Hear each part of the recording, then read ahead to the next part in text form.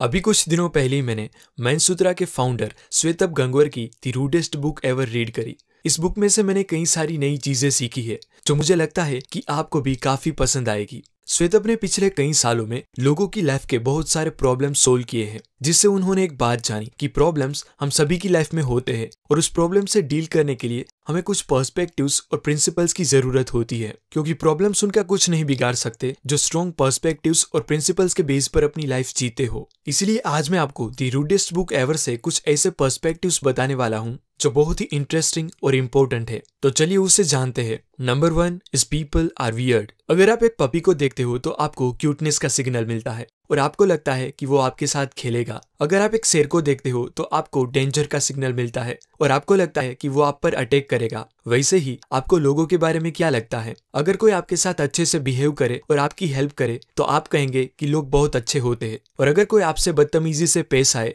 और आपको रिजेक्ट करे तो आप कहेंगे कि लोग बुरे होते हैं। तो आखिर एक्चुअल में लोग होते क्या है? आप में से कुछ लोग कहेंगे कि लोग कॉम्प्लिकेटेड होते हैं और हम लोगों को कभी नहीं समझ सकते, पर एक्चुअल में ये स्टेटमेंट आपकी हेल्प नहीं करेगा, क्योंकि ये कुछ भी नहीं बताता। लोग बुरे होते हैं वो बहुत नेगेटिव हो जाएगा और लोग अच्छे होते हैं वो बहुत पॉजिटिव हो जाएगा। इसीलिए हमें ये दोनों के बीच का रास्ता चूज करना चाहिए कि लोग अजीब होते हैं। ये एक बेटर पर्सपेक्टिव है, क्योंकि अजीब ना ही पॉजिटिव होता है और ना ही नेगेटिव, और इंटरनेट पर लोग अक्सर अपने आप को अजीब कहते रहते हैं। लोग अजीब होते हैं इस पर्सपेक्टिव से आप लोगों को किसी भी तरह बिहेव करने के लिए अलाउ करते हो और उसे जज नहीं करते। किसी ने अगर आपको रिजेक्ट कर दिया तो लोग अजीब होते हैं ये सोच के आप सीधा आगे बढ़ सकते हो। रिजेक्शंस, फेलियर और लॉसेस लाइफ का एक पार्ट है और ये सबको लेकर आपको अपना नजरिया बदलना पड़ेगा कि रिजेक्शंस नॉर्मल है।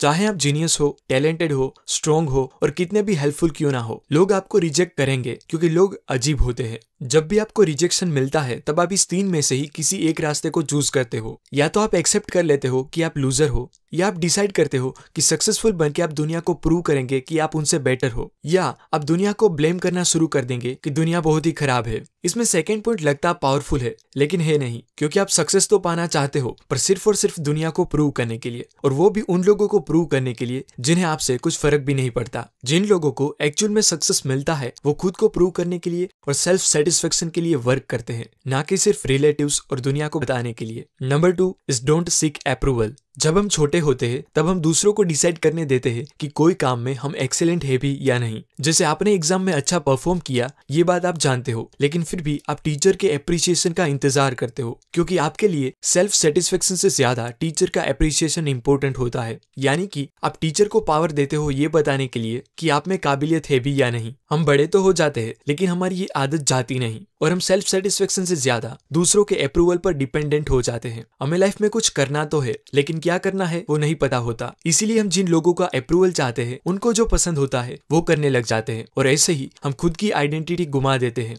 Number 3 choose satisfaction not happiness. हमारे ज्यादातर काम करने का रीजन हैप्पीनेस होता है। हम कभी भी सेटिस्फेक्शन और हैप्पीनेस के डिफरेंस को नहीं समझ पाते। हमें मूवी देखने में, दोस्तों के साथ पार्टी और टाइम स्पेंड करने में हैप्पीनेस तो मिल जाती है पर सेटिस्फेक्शन नहीं मिलता। हम ये नहीं जानते कि सेल्फ सेटिस्फेक्शन से ही हमें शांति मिलती है और हैप्पीनेस उसकी बाय प्रोडक्ट होती है। जैसे मूवी और पार्टी को इग्नोर करके अगर आप कोई प्रोजेक्ट कंप्लीट करने का डिसाइड करो और काफी मेहनत के बाद प्रोजेक्ट सक्सेसफुली कंप्लीट होने पर जो सेटिस्फेक्शन और शांति मिलती है वो मूवी और पार्टी की हैप्पीनेस से कहीं ज्यादा होती है। इसीलिए हमें अपने काम करने के मोटिव को चेंज करके, यानी कि मोमेंटरी हैप्पीनेस को इग्नोर करके लॉन्ग टर्म सेटिस्फेक्शन को चूज करना चाहिए। Number 4 is you are a nation. हमें अपने आप को एक नेशन की तरह देखना चाहिए। आप एक नेशन हो और दूसरे लोग दूसरे नेशन है। आपके पेरेंट्स, दोस्त एटसेट्रा आपके पड़ोसी नेशन है। आप आपके नेशन के प्रेसिडेंट हो और आपके मोरल कोड्स और एथिक्स कॉन्स्टिट्यूशन है। आपका सेल्फ कंट्रोल सिक्योरिटी फोर्सेस है और डिजायर और अर्जेस जो आपके नेशन को परेशान करते हैं वो टेररिस्ट है। अगर आप अपने नेशन को आगे लाना चाहते हो तो आपको सेल्फ कंट्रोल करके, यानी कि अपने सिक्योरिटी फोर्सेस की मदद से टेररिस्ट यानी कि डिजायर और अर्जेस पे कंट्रोल पाके उन्हें खत्म करना पड़ेगा,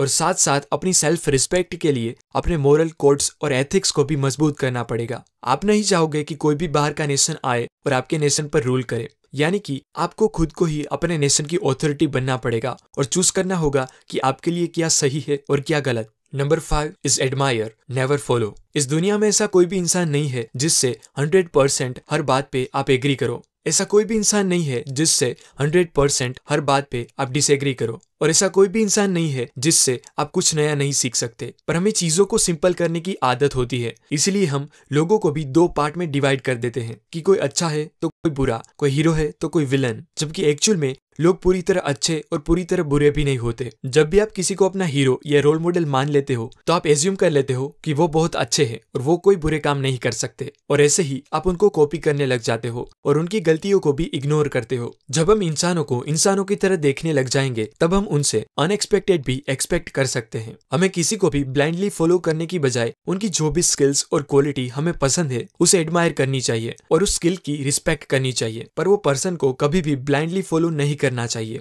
and last, number 6 is learn how to think. आपको कई सारे लोगों ने कहा होगा कि think differently, think outside of the box और ओपन योर माइंड एटसेट्रा, लेकिन किसी ने आपको ये नहीं बताया होगा कि वो करे कैसे। बचपन में जब भी हमें कुछ जानना होता था तो दूसरे लोग हमें इन्फॉर्मेशन का एक पैकेट दे देते थे जिससे हम सेटिस्फाई हो जाते थे और खुद सोचने की बजाय सीधा मान लेते थे बिना क्वेश्चन किए कि वो सही है भी या नहीं। और आज भी हमारी आदत वही है कि हम खुद की सोचने की कैपेसिटी को इग्नोर करके पैकेट्स ऑफ इन्फॉर्मेशन पर डिपेंडेंट हो गए हैं, क्योंकि इन्फॉर्मेशन आज सिंगल क्लिक में अवेलेबल होने की वजह से अगर किसी इन्फॉर्मेशन से हमें किक ना मिले तो हम दूसरी इन्फॉर्मेशन ढूंढने लगते हैं। हम खुद सोचने की बजाय कोई मैजिकल इन्फॉर्मेशन ढूंढने में एक्सपर्ट हो गए हैं कि शायद वो इन्फॉर्मेशन हमारा प्रॉब्लम सोल्व कर दे। इसका मतलब ये नहीं है कि आप बुक्स पढ़ना और वीडियोस देखना बंद कर दो। इसका मतलब है इन्फॉर्मेशन लेने से पहले या बाद में थोड़ा सोचो कि जो इन्फॉर्मेशन आपने जानी है वो आपके लिए रेलिवेंट है भी या नहीं, और अगर है भी तो कैसे आप उसे अपनी लाइफ में अप्लाई कर सकते हो, और क्या आपको उसमें अपनी नीड के मुताबिक कोई चेंजेस करने की जरूरत है भी या नहीं। क्योंकि कई बार कुछ चीजें हम डिट्टो टू डिट्टो अप्लाई नहीं कर सकते, हमें हमारी नीड के मुताबिक उसमें चेंजेस भी लाने पड़ते हैं।